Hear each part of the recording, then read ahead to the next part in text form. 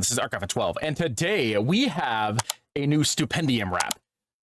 This is their Alan Wake 2 song featuring Cami-Cat, not Chewy Cat, Cami-Cat. I made that mistake once before. I'm not going to do it again. But yes, it's called The Ribbon. And if I have to predict how this is going to go, I think Stupendium is going to do what Stupendium does best, which is to be stupendously awesome. And yes, I know that was a horrible pun. I'm sorry, but I had to make it. It's been on my mind all day. Link will be in the description below if you want to watch this without my commentary, because I will be pausing and I will be talking about it. And without further ado, this is an almost 9-minute long song, so let's get started. All right, hold on a second. That's just playing a video game. I was trying not to blast my ears out, but we're listening to music now, so let's blast our ears out now. Also, I've got Dino Nuggets, so if I'm munching on things, because it's like 10 o'clock at night and I haven't eaten dinner yet.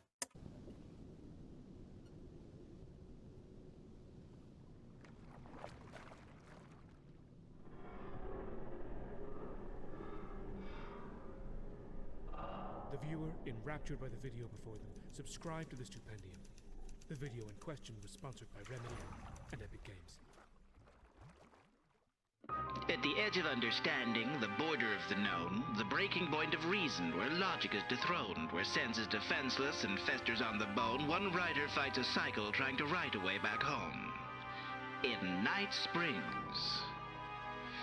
Tonight's episode, The Ribbon. We open our protagonist, brash, pragmatic fantasist, trapped within a cabin, frantic, grappling with a manuscript, passionately grasping for a catalyst, but the syntax isn't landing. Grab the draft out from the carriage and abandons it. He doesn't really know quite what he's writing, but he has to. Sits enraptured in the flow of what he's typing, cramping wrists, his hands and fits the hammer, slam the characters. They writhe and dance and twist, but never seem to parse more than surviving as the grammar shifts. A bulb, it flickers for a moment, darkness falls for just a second, but it lingers, forms unspoken. Hark the call, the shadows beckon, swallow dawn, still all consume, every corner lurking, looming. Hear the ichor hymn so soothing as the screaming silence deafens. Another page, a hurried scrawl, a knife replays a dozen more, another failing crumpled ball of almost maybe on the floor. Framed within the maze within the print, his escape from all this hinges on which page becomes the door. Right off the bat, Stupes managed to basically set up an incredible journey through just wordplay. Now, I'll be honest, Alan Wake is not one of those games that like I have any particular interest in playing. It's not a game that like screams out to me like some games do. So I don't know much about the lore behind Alan Wake or Alan Wake 2 for that matter. Except for the fact that he is a writer who is from what my friends have described him as, he's a writer who's a bit of an asshole, who's looking for, I think, his wife, and is being hunted by monsters. And some of my friends have said those monsters are from his own, like, writings. And some of them are saying that the monsters are what inspire his writings. So I don't know exactly what's going on. And honestly, my friends could be completely wrong about all that. I don't know. They didn't finish the game when they told me that. They've finished the game since, but they haven't clarified. So I could be completely off base with the knowledge that I know about this. But Stupes has managed to basically set up like this journey that we are about to go on. Basically talking about how Alan is, I guess, the best way I can describe it is like streaming his conscious thoughts or unconscious thoughts into his writing, which has, I guess, caused things to become real. So maybe those monsters are actually being spawned from his writing. At least that's my interpretation based on my knowledge. I could, like I said, be completely off base. And if I am, kindly point that out to me in the comment section, because I would like to know more about this, the lore. I just don't have the stomach to play the game. It's ultimately what it comes down to. I don't like horror games.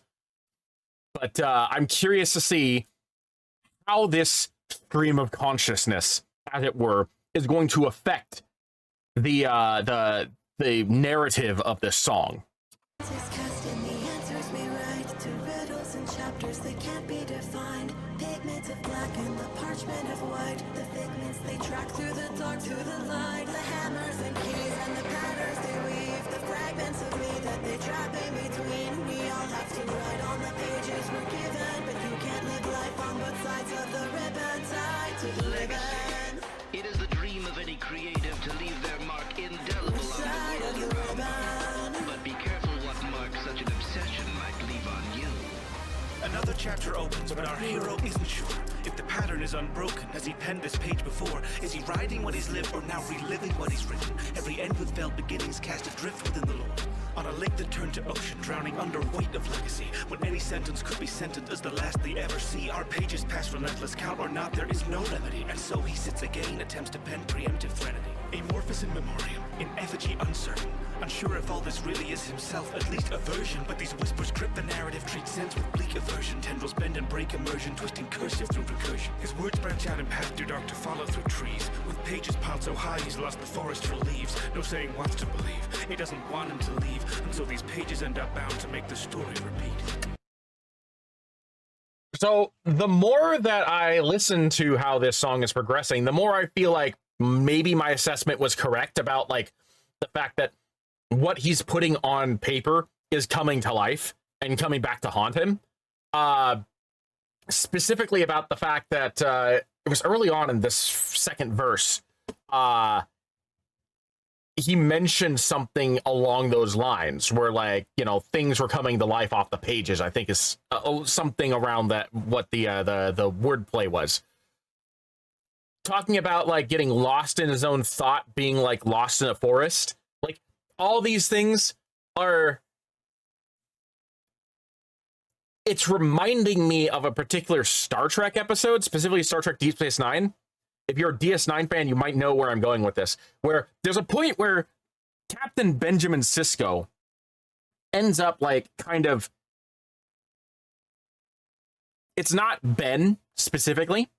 It is like a 21st century or 20th century author who is trapped in sort of like a psych ward, and he's writing out, and it's basically what it is it's like he's writing out the story of Star Trek Deep Space Nine across the walls.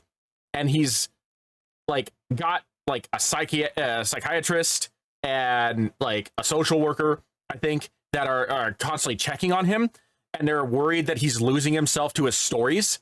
That's what this, especially with this scene right here, but just like this entire context of this second verse, that's what that's reminding me of. It's someone who has this story in their brain that is so dedicated and focused and wrapped up in trying to tell it that they're losing themselves. They're losing their grip on reality. They are believing that what they're talking about, what they're saying, is real, and that reality is the fiction. That's kind of the vibe that I'm getting with this second verse. And I hope I'm right about that, because it would make sense. But we're still only 3 minutes out of a 8-minute and 39-second song. So there might be more context clues that might help me guide myself to a deeper understanding of what's going on. Wake up these times, the night falls. See what that body you might call. You can find what you write, with life in the light, you can see it, the bright fall. You need the proper tool to get a proper service. You won't believe the things that hide right there beneath the surface. Hopelessly floating through tomes of no way of knowing. If you were composing, all you're just quoting. The approach you're sowing, although a goading, corroding your ego going, but broke with just broken. Picture upper like a coffee pot of flowing. A hero's journey burdened by the characters deployed. When all your thousand faces are so narratively void. Where the adjectives employed with the marriage you destroyed. You know, hunting is a hobby the whole family can enjoy.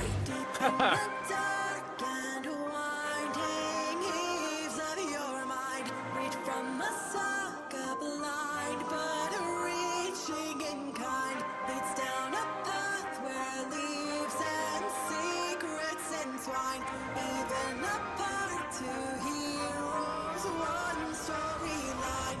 Small town, and I know the narrative conventions, establishing shots in the dark, a plot with an arc beyond all comprehension. I'll be the first person to admit The present is tense and not sure if I'll get these words to fit. The present's descending. I hear The weight of this section here that Cami-Cat is singing is almost oppressive, I think is the best way to describe it. Like what Cami-Cat is saying right now is talking about like the weight and the pressure of I guess what's going on in the narrative creation of the story. I have seen the FBI section with this chick running around with the FBI jacket and whatnot. Because I haven't played the game and I don't know any context, I don't know if this is a character in Alan's story or this is someone who's like investigating what's going on surrounding Alan. So I don't know if this is supposed to be part of the story or if this is supposed to be part of the reality.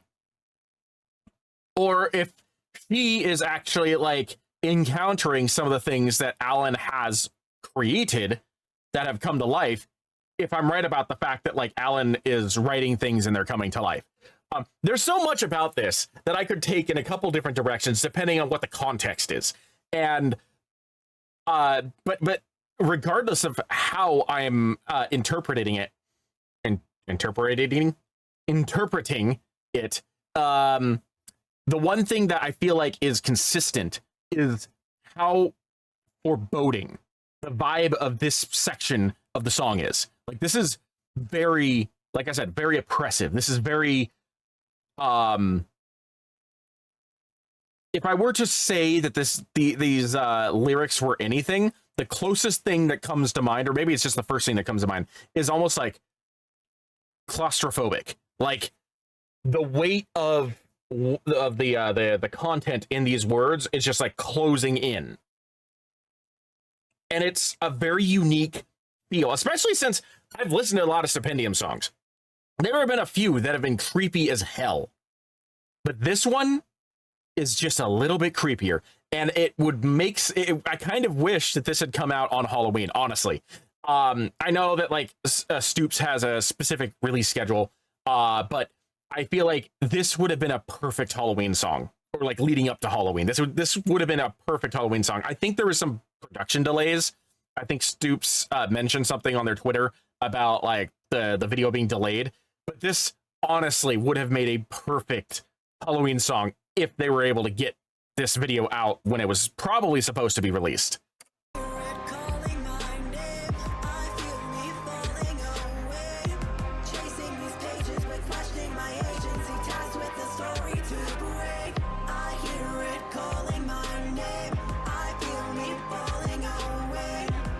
Am I a character, actor, a passenger cast from the shores of existence is cast in the answers we write to riddles and chapters that can't be defined. Pigment of black and the parchment of white. The figments they track through the dark to the light. The hammers and keys and the patterns they weave. The fragments of me that they trap in between. We all have to write on the pages we're given, but you can't live life on both sides of the ribbon. Tied to the ribbon. Creativity. It is the impetus of any artist to pour themselves into their work. But pour too much, and you might not like what you find at the bottom of the bottle. Our hero once again attempts to find the words he lacks and peers between the lines to see the lines observing back. A scratch all too familiar, and oh, the surface cracks. What's Hold on, what was that? What was that? What did he scratch out? fine to see the lines observing back. A scratch all too Oh, a scratch. Okay. familiar, and oh, the surface cracks. What's the matter, Alan? We can't both be worthless hacks. Now I know what you're thinking. This is crazy. Oh, he can't exist. You could have made a killing. Just embraced a little masochist. Instead, you're dried up trying to earn a living from a manuscript. But have you tried for just 1 second living as the manuscript? I'm the part you were ashamed of. I'm the part you tried to fight. I'm the part you told yourself didn't keep you awake at night. I'm the part of you that's better. You just can't concede I'm right. So you poured me into pages, and I guess I'm just your type. The immediate thought that's coming to my mind right now, and I'm probably a little off base with it, but the thing that this section right here is making me think is Alan has a split personality, or has developed a split personality, where he has himself. And he has who I'm assuming is the Wendigo. That's the best way I can describe it. The guy in the deer mask that's coming after the FBI agent. As well as the person that's like talking in the lyrics right here. The one that's like got the guy tied up in the chair. And he has written himself into having a split personality where he has become so disillusioned that a dark side of himself has manifested as a completely separate entity in his mind that flips between Alan Wake and this darker half. That's the vibe I'm getting from this section. And again, this is completely without context. So like, I don't know anything. I'm just like commenting on how this section of the song feels compared to what I know about the game. But if I'm right about that, that is a very, very intriguing like development, because it makes me wonder. I think Alan's basically like either writing about himself or looking into things about himself, and that makes the line between whether or not the FBI agent is actually a character or as a real person all that much blurrier. Because if, like, I could see the FBI agent looking into crimes that the darker half has created, and Alan is continuing to write his story while also, like, maybe also investigating it, because I know he was investigating something in the first game.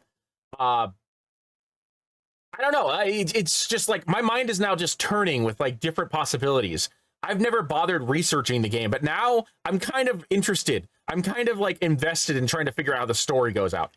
I'm not invested enough to play a horror game, but I'm invested enough to maybe watch a Let's Play or something like that and see like how other people have unraveled the story, because this seems very interesting to me.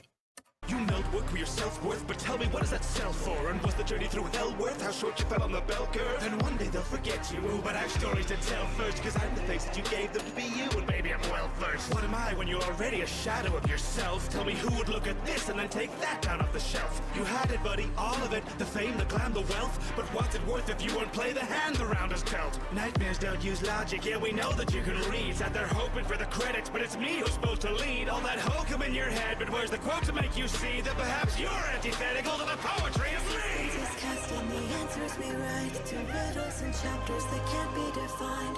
Pigments of black and the parchment of white. The figments they track through the dark to the light. The hammers and keys and the patterns they weave. The fragments of me that they trap in between. We all have to write on the pages we're given, but you can't live life on both sides of the ribbon. Tied to the ribbon. In a cycle repeating.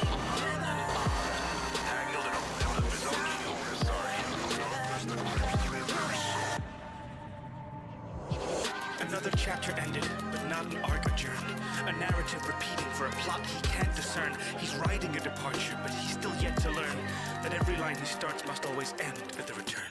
And there you have it.